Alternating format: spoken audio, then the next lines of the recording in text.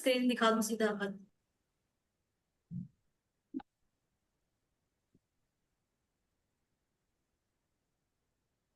आप शेयर कर लीजिए।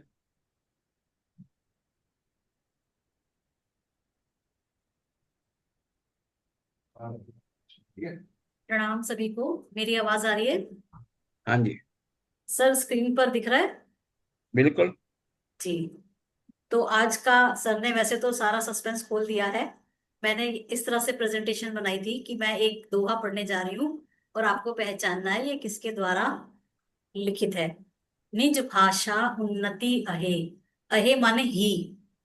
सब उन्नति को मूल। बिन निज भाषा ज्ञान के मिटत ना हिय को सूल। जो अपनी भाषा के ज्ञान को नहीं जानता, अपने भाषा को नहीं जानता, उसके हृदय की पीड़ा या कष्ट दूर नहीं हो सकता। तो आप चैट बॉक्स में लिख सकते हैं किसके द्वारा रचित है ये दोहा। अगर अभी भी पहचाने नहीं है तो मैंने एक और स्लाइड बनाई थी।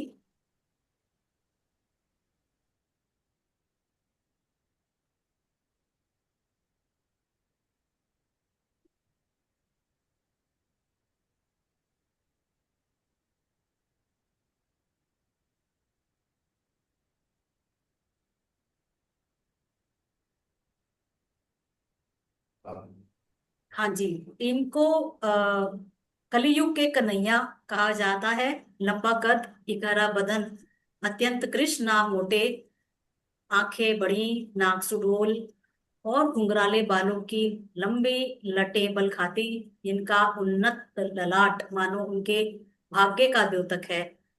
दूर से ही लोग इनकी मधुर कविता सुनकर आकृष्ट हो जाते हैं और समीप आकर इन श्याम सुंदर मूर्त देखकर बलिहारी हो जाते हैं। तो हैं कौन ऐसे हमारे? वो है भारतेंदु, जिनका परिचय इस प्रकार है। इनका नाम हरीश चंद्र था। 9 सितंबर 1850 वाराणसी के एक प्रतिष्ठित वैश्य परिवार में इनका जन्म हुआ। इनके पिता गोपाल चंद्र एक प्रसिद्ध कवि थे। गिरधर दास उपनाम से वे कविता लिखते थे। भारतेंदु ने अपने पिता से ही काव्य प्रतिभा का प्रारंभिक संस्कार पाया। मात्र 5 वर्ष की आयु में इन्होंने एक दोहा रचा और उस दोहे को मैं चाहती हूँ कि आप भी सुने। एक बालक ने जो दोहा रचा।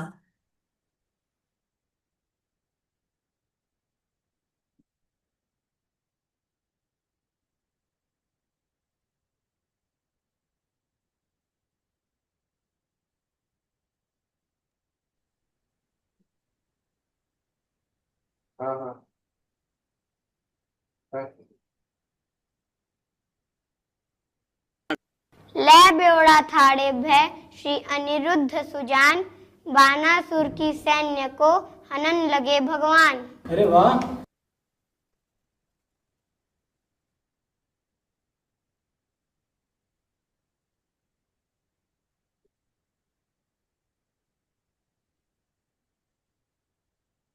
तो इस प्रकार भारतेंदु हरिश्चंद्र, जो हिंदी साहित्य व नव जागरण के जनक कहे जाते हैं, वो एक युग के प्रवर्तक हैं जिनका जन्म के बाद लगभग 1857 से 1900 तक का जो काल है वो भारतेंदु युग कहलाता है।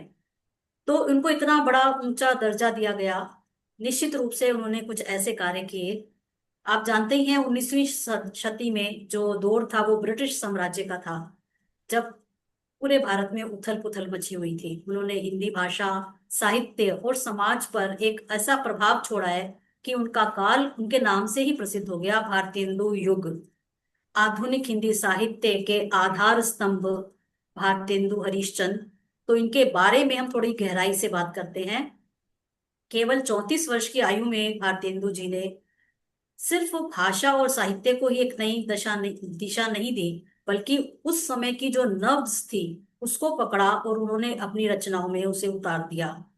जब भारत में अंग्रेजी शासन था, समाज में पुरानी पुरानी रूढ़ियां भी थी, नई चुनौतियां भी थी। ऐसे समय में अपनी लेखन शक्ति के बल पर उन्होंने एक सांस्कृतिक और सामाजिक आंदोलन चलाया। वास्तव में हरिश्चंद्र जी बहुमुखी प्रतिभा के धनी थे। उनके साथियों और लेखकों को साथ लेके उन्होंने मध्यकालीन सोच और शैली से हिंदी को निकाला और एक आधुनिक जमाने में लाके खड़ा कर दिया। उनका सबसे बड़ा जो टूल थी उस समय वो बनी खड़ी बोली। खड़ी बोली को उन्होंने गद्य के रूप में लिया, जो आम बोलचाल और लिखने की भाषा के तौर पे उन्होंने उसको स्थापित किया। आज भी हम जिस बोलचाल का प्रयोग करते हैं वो खड़ी बोली है। तो इसको प्रतिष्ठित करने का सारा श्रेय हरीशचंद्र भारतेंदु जी को ही जाता है। और जो पद्य है उसकी उस समय भाषा थी ब्रज भाषा।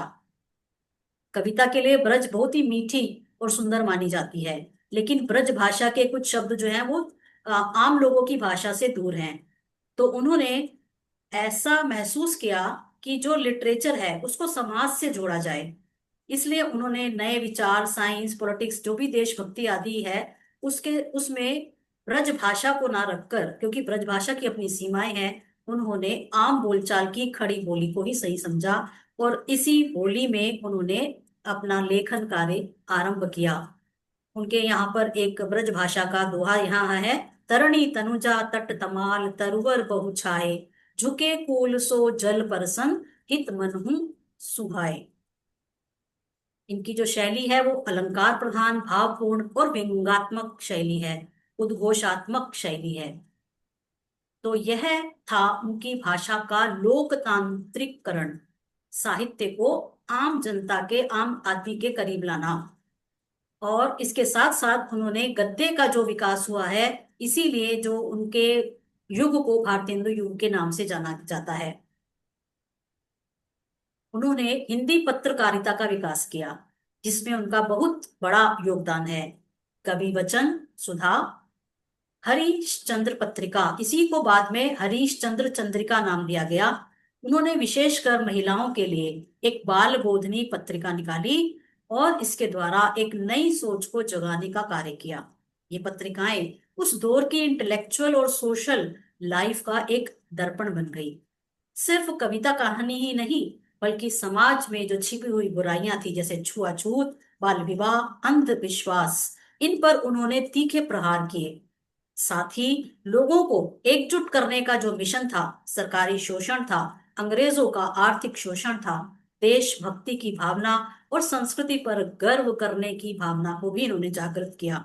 वास्तव में अपनी कलम को उन्होंने तलवार की तरह इस्तेमाल किया, अपने विचारों की तलवार। आइए सुनते हैं उनके नए जमाने की एक मुकरी।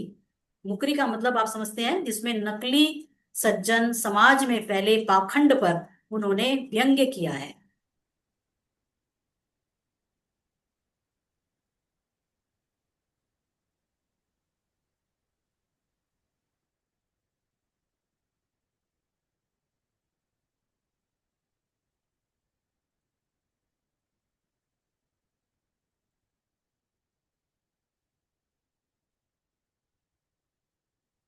सब गुरुजन को बुरो बतावें, सब गुरुजन को बुरो बतावें, अपनी खिचड़ी अलग पकावें, भीतर तत्व न झूठी तेजी, क्यों सखी सज्जन नहीं अंग्रेजी।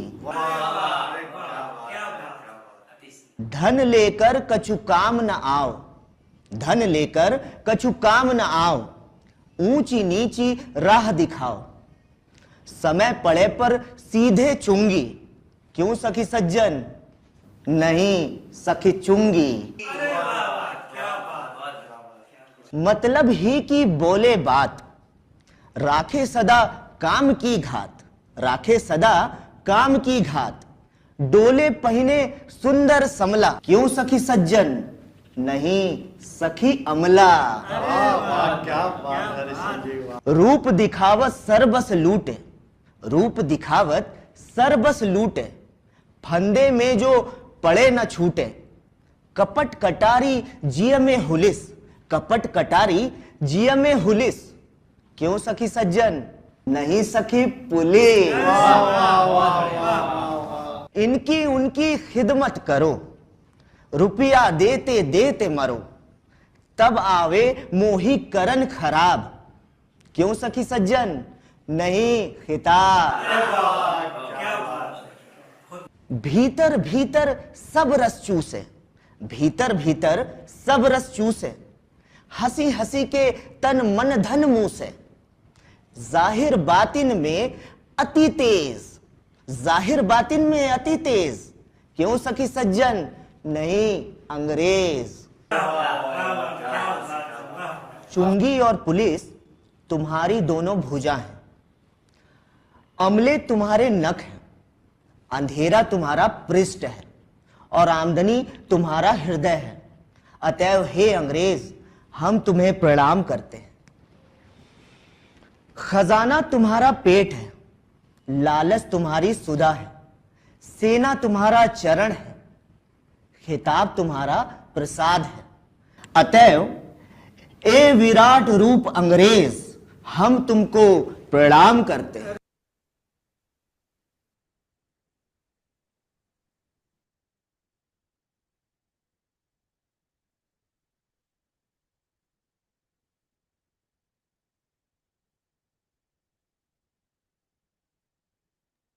सर, आवाज आ रही मेरी? जी हाँ, बहुत अच्छी आवाज आ रही है। तो इस तरह हमने देखा कि किस तरह उन्होंने व्यंग्यात्मक रचनाओं से तत्कालीन समाज में फैली विसंगतियों को चोट पहुंचाई। उनकी असाधारण प्रतिभा, उनकी लगन, दूरदृष्टि और उस युग की चुनौतियों को उन्होंने अपनाया, और इन सबको, ये सब उन्हें विरासत में मिला। एक और उनका नाटक जो सर ने अभी बताया बहुत प्रसिद्ध है, वो है, वैसे तो उनके अनेक नाटक हैं, जो अंधेर नगरी चौपट राजा है। ये सब जानते हैं, अंधेर नगरी चौपट राजा, टके शेर भाजी टके शेर खाजा। आज भी जो मूर्ख और बेकार शासन के लिए इसको सटीक माना गया है। ऐसे ही भारत दुर्दशा, इस नाटक में उन्होंने उस समय जो देश की बुरी हालत थी उसका दर्दनाक चित्रण किया है। उनके नाटकों में ह्यूमर है, व्यंग्य है, गहरा दर्द भी है। उन्होंने नाटक को सोशल और पॉलिटिकल कमेंट्री का एक मजबूत माध्यम बनाया। उनकी जो विलक्षण प्रतिभा है, गद्य, पद्य, व्यंग्यकार, पत्रकार के रूप में लोकप्रिय हुई।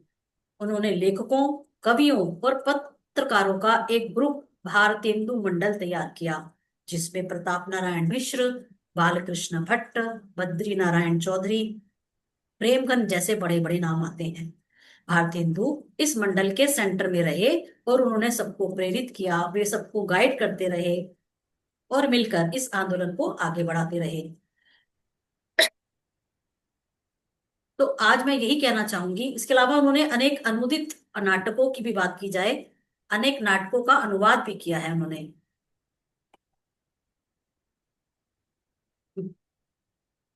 उनके निबंध हैं जिनको हमें पढ़ना होगा। आपको ये ज्ञात होगा कि वो केवल 24 वर्ष इस कार्य में लगे रहे और उन्होंने 175 किताबें, मैं अगर नाम गिनाना शुरू करूं तो मुझे लगता है आधा घंटा तो मैं केवल नाम ही पढ़ पाऊंगी। नाटक उस समय केवल संस्कृत में प्रचलित थे या कभी कभी रामलीला इत्यादि होती थी।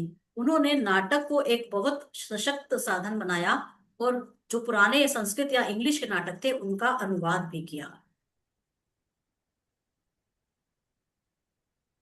और जो खड़ी बोली आज हम पढ़ने लिखने में प्रयोग में लाते हैं, उस साहित्यिक भाषा को स्थापित करने का जो श्रेय है वो मुख्य रूप से भारतेंदु हरिश्चंद्र जी को जाता है।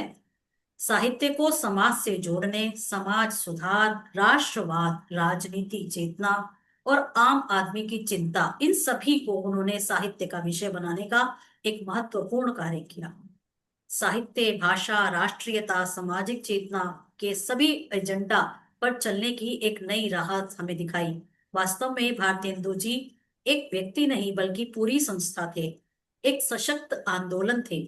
हिंदी साहित्य की जो कहानी के वो सूत्रधार कहलाए जाते हैं और उन्होंने हिंदी भाषा को एक आधुनिक रूप प्रदान किया और खड़ी बोली को उन्होंने स्थापित किया।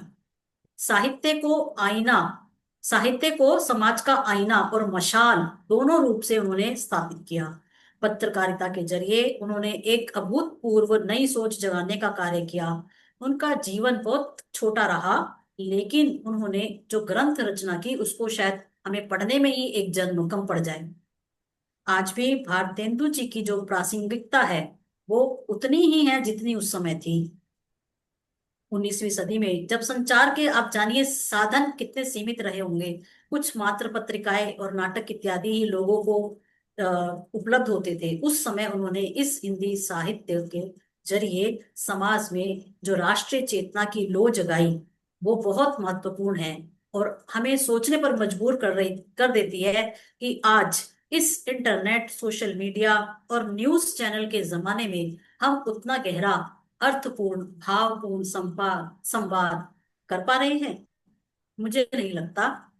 आज वास्तव में आवश्यकता पड़ी है कि हम भारतेंदु जी के उन प्रयासों से सीखें कि भाषा और मीडिया, इन दोनों का प्रयोग सतही मनोरंजन के लिए, टकराव के लिए कदापि नहीं होना चाहिए, बल्कि इसका उपयोग समाज को जोड़ने, आगे बढ़ाने के लिए ही किया जाना चाहिए। संक्षेप में, हिंदी साहित्य जगत के देदीप्यमान सूर्य को हम शत शत प्रणाम करते हैं, जिनका स्थान अप्रतिम है। इन्हीं वचनों के साथ मैं अपनी वाणी को विराम देती हूँ। धन्यवाद। धन्यवाद अंजू जी, आपने बहुत अच्छा बताया कि इनका जो साहित्य है उसमें मनोरंजन भी है, शिक्षा भी है और संस्कार भी हैं। और इनके जो नाटक हैं उनमें समाज की समस्याओं को उजागर किया गया है, राष्ट्र प्रेम और मानवीय मूल्यों के बारे में बताया गया है, और भाषा को समृद्ध और अभिव्यक्ति को सुंदर बनाने का प्रयास किया गया है। इसके साथ साथ आपने एक जो आधुनिक काल बताया, इनका काल, भारतेंदु हरिश्चंद्र का काल, तो मैं अपने दर्शकों को बताना चाहूंगा कि हिंदी साहित्य के युग में जो काल हैं, जैसे सबसे पहला आदिकाल आता है। आदिकाल में वीर गाथा काव्य वगैरह हुए, उसमें चंद्रबरदाई जैसे लोग हुए जो वीर गाथा के बारे में अपने अपने जो राजा थे उनके दरबारी थे, अपने राजा के बारे में बोलते थे। दूसरा भक्ति काल हुआ, भक्ति संगीत से संबंधित रहा, आध्यात्मिक आध्यात्मिक काल रहा। कबीर, तुलसी, सूर, मीराबाई इसमें रहे। इसके बाद तीसरा जो नंबर है रीतिकाल का, रीतिकाल श्रृंगार अलंकार प्रधान था, उसमें केशव दास, बिहारी, भूषण जैसे लोग हुए। और चौथा जो काल था जिसे आधुनिक काल कहते हैं, इसमें सामाजिक सुधारों की बात हुई, राष्ट्रवाद की बात हुई, नई संवेदनाओं की बात हुई। और भारतेंदु हरिश्चंद्र जो है, ये नए जो हमारा आधुनिक काल है उसके एक प्रवर्तक थे, इसलिए उसको आधुनिक काल भी कहा जाता है, भारतेंदु हरिश्चंद्र का काल भी कहा जाता है। इसमें प्रेमचंद, जयशंकर प्रसाद, निराला, महादेवी वर्मा, राम सिंह, श्रद्धालय सिंह, दिनकर बड़े लोग हुए। तो अंजू जी बहुत बहुत धन्यवाद। आज हमारे साथ इनके मेहता विद्यालय की विभाग अध्यक्ष और वाइस प्रिंसिपल भी हैं, डिम्पल जुनेजा जी। डिम्पल जी आप हैं, आपका हार्दिक अभिनंदन, आपका स्वागत। जी सर, थैंक यू। बिल्कुल आ, धन्यवाद सर, मैं भी यहीं पे उपस्थित हूँ। आप और कुछ कहना अंजू ने चाहेंगे? जो जो आपके सूचना आप दी, हाँ सर, आप कहिए प्लीज। बहुत ही बढ़िया वेबिनार था। इतने कम समय में अंजू ने इसको तैयार किया और इतनी रोचकता से हमारे को सारी जानकारी दी, जिसका सारा श्रेय अंजू को जाता है। और इतना ही नहीं, भारतेंदु हरिश्चंद्र यदि हम हिंदी साहित्य की रीढ़ की हड्डी, आधुनिक साहित्य की रीढ़ की हड्डी कहें तो भी वो गलत नहीं होगा सर, क्योंकि हिंदी का जो आधुनिक रूप आज पढ़ते हैं या को पढ़ाते हैं, उसको इस रूप में लाने का, इस रूप में संवारने का सारा श्रेय भारतेंदु हरिश्चंद्र जी को ही जाता है। वही इसके प्रवर्तक थे जिन्होंने हिंदी को नए रूप में हम सबके सामने प्रस्तुत किया। तो निसंदेह आज जो जानकारी अंजू ने दी वो तो अपने आप में अद्भुत है ही है। और मैं आपका भी धन्यवाद देती हूँ सर कि आपने ये वेबिनार आयोजित करके हम सबको भी पुनः भारतेंदु हरिश्चंद्र जी के साथ जैसे कहते हैं ना, संबंधित कर दिया या उन्हें जोड़ दिया, दोबारा हमें जोड़ने का प्रयास किया। Thank you so much sir, thank you. कहीं धन्यवाद ना कहीं धन्यवाद। व्यवसायिक बंधनों में हम ना भूल जाते हैं बहुत सारी चीजें। तो आज हाँ, आपने फिर से उनको हमारे सामने प्रस्तुत कर दिया। Thank you so much sir, thank धन्यवाद यू। मैम, धन्यवाद, बहुत बहुत धन्यवाद। इसके साथ ही मैं धन्यवाद करता हूँ डॉक्टर अंजू टंडन का, जो हमारे मेहता विद्यालय की प्राचार्य हैं, कि उन्होंने हमारे टीचर्स को, हमारी वाइस प्रिंसिपल को मौका दिया कि वो हमारे वेबिनार में आए। सभी लोगों का, जो बाकी लोग हमारे साथ जुड़े हुए हैं, काफ़ी लोग मैं देख रहा हूँ और स्कूलों से भी जुड़े हुए हैं, तो सभी महानुभावों का बहुत बहुत धन्यवाद। कल फिर हम आपसे मिलेंगे। कल महादेवी वर्मा जी के बारे में हम लोग बात करेंगे। समय सेम सेम है, 5 बजे। आपका बहुत बहुत धन्यवाद। और एक बार फिर जितने लोग आए हैं सबका धन्यवाद। अंजू बाला का विशेष धन्यवाद। बहुत सुंदर प्रस्तुति की, और बहुत सारी चीज मुझे भी अच्छी लगी और बहुत पुरानी यादें ताजा होगी। तो अंजू जी बहुत बहुत धन्यवाद, आप सभी का धन्यवाद। Thank you very much. नमस्कार। नमस्कार, सभी को प्रणाम। Thank you sir. विशेष रूप से मैं भारती का भी धन्यवाद करना चाहूंगी, जिस इस में उनका हाथ रहा।